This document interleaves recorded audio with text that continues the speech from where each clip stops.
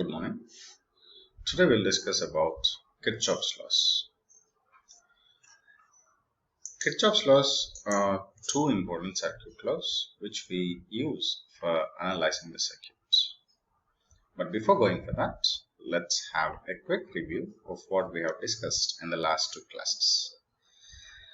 In the very first class of this course, we have discussed about the key terms which we commonly use in our course, and also we have gone through the electrical network, loop, mesh, node, branch. So all these terms we have discussed in the class, and next we moved on to Ohm's law, and also we have done simple problems on determining the response in simple electrical circuits. And a quick recap question for what we have discussed in the last two classes. See, there is a resistor which is based for 10 kilo ohms and it has a power rating of 1 watts. So determine its maximum voltage and current ratings. So he says that there is a resistor R which is of 10 kilo ohms and the power is 1 watt. So he wants us to determine the voltage and current rating. Right. We have already seen the equations. P is equal to V into I, and V can be written as IR. So I can write it as I square R. Right. Because we know that V is equal to I into R in case of a resistor. So if I utilize this particular equation, I'll write it here. P is equal to I square R. So if I want I square, I should write it as P by R, which is equal to 1 by 10 kilo ohms. It is nothing but 10,000 ohms, right? So 10,000, right?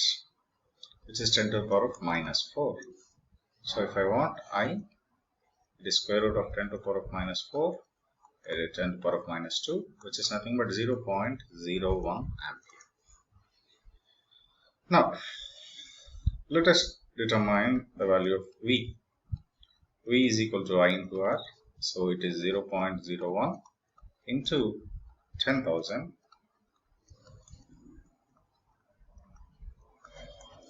So the voltage rating is 100 volts, whereas the current is at 0.01 amperes.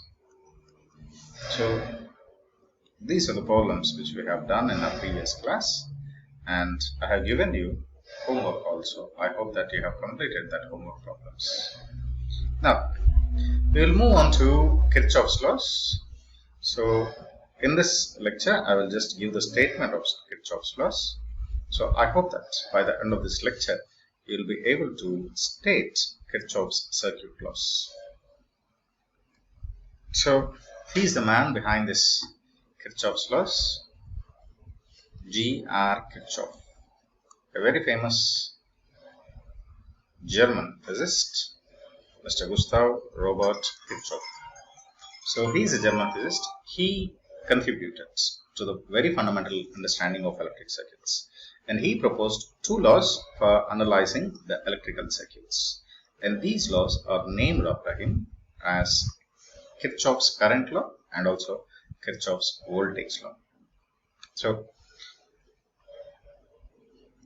they are commonly called as Kirchhoff's circuit laws. These are two equalities. One deals with the current, the other deals with the potential difference. Normally we call it as a voltage, right? So in the lumped element model of the electrical circuits, they were first described in 1855. And next, these were also modified in order for their application in time and frequency domains, and they form the basis for network analysis.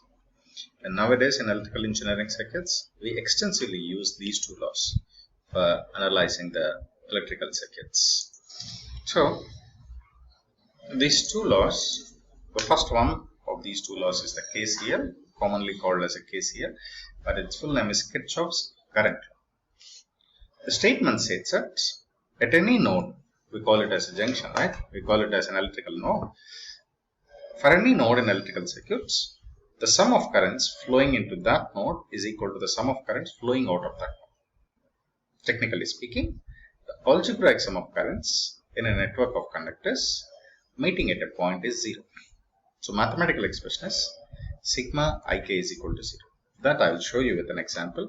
Now you take this is a node. Now let us suppose there are, see, at this particular node there are 4 paths, right? See, one current is incoming I2 to this node where, and I3 is also incoming, and see there are 2 outgoing currents I1 and I4. So he says that sum of incoming currents is equal to sum of outgoing currents. So I2 plus I3, 2 incoming currents is equal to I1 plus I4. Or in other words, if I take incoming currents as positive and outgoing currents as negative,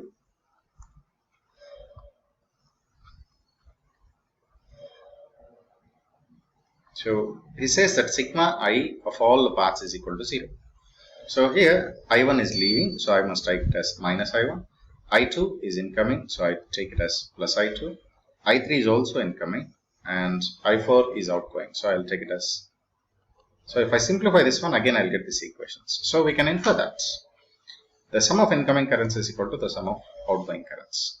But technically we should speak that the algebraic sum of the currents at any particular node in a circuit is equal to 0. So let us suppose if this is the circuit.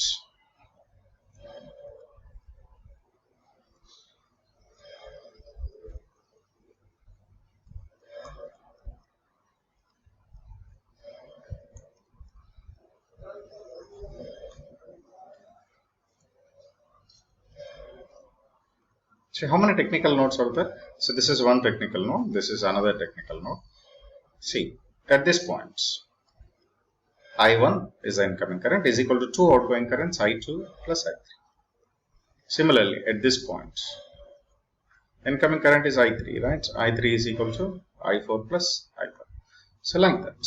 So KCL helps us in analysis of our circuits, and this is the base for analyzing any circuit using nodal analysis, which we will come across in the next week classes. Okay. Next, we move on to Kirchhoff's, the second law. We call it as Kirchhoff's voltage law, often referred as KVL. It states that the directed sum of potential differences around any closed loop is 0. Mathematically, it can be written as sigma Vk is equal to 0, where k is the number of paths. If n is the number of paths, it will be the sum of number of paths. So now see here, this is a closed path and it has 4 elements. This is 1, 2, 3 and 4. 4 elements, right? So here it is a voltage source. So let us take these things as A, B, C and D. Now here let the voltage drop be V1, here the voltage drop be V2, here the voltage drop is V3, here it is V4. So I'll take in this fashion, right? V2, V3 and V4. Now the sum of all the voltage around the loop is equal to 0. This is what your KVL is. So what are the voltage drops? V1, V2, V3 and V4. So V1 plus V2 plus V3 plus V4 is equal to 0. And care must be taken that ensure polarities are being met. So I'll take an example now. Now let us suppose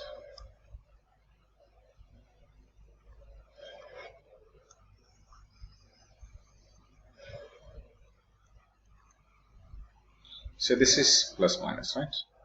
This is V1. The polarities have been given by like this.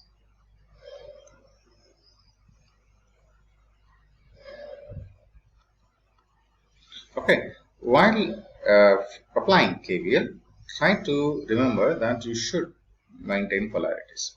So I'll start. See, how many loops are there? This is one loop, this is another loop, right?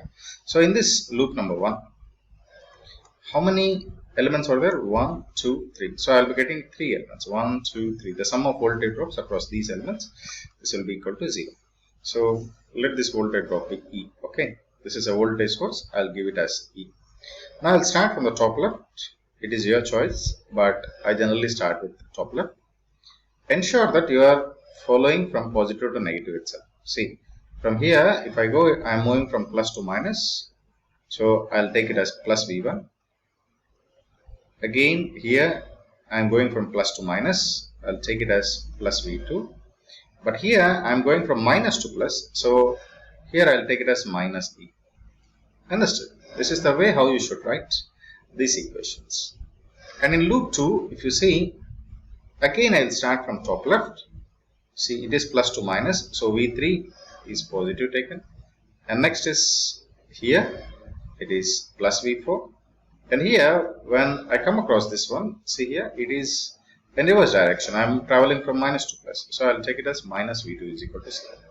So try to remember these things when you are writing equations, network equations. Okay. So with this, I hope that you are able to state Kirchhoff's laws. There are two Kirchhoff's laws. One is current law, the other one is a voltage law. The current law states that the algebraic sum of currents is equal to, at any node in an analytical network, is 0. Whereas KVL states that the algebraic sum of voltage drops across all the elements in a closed mesh is equal to 0. So in the next class, we will discuss problems on this one. Okay, thank you.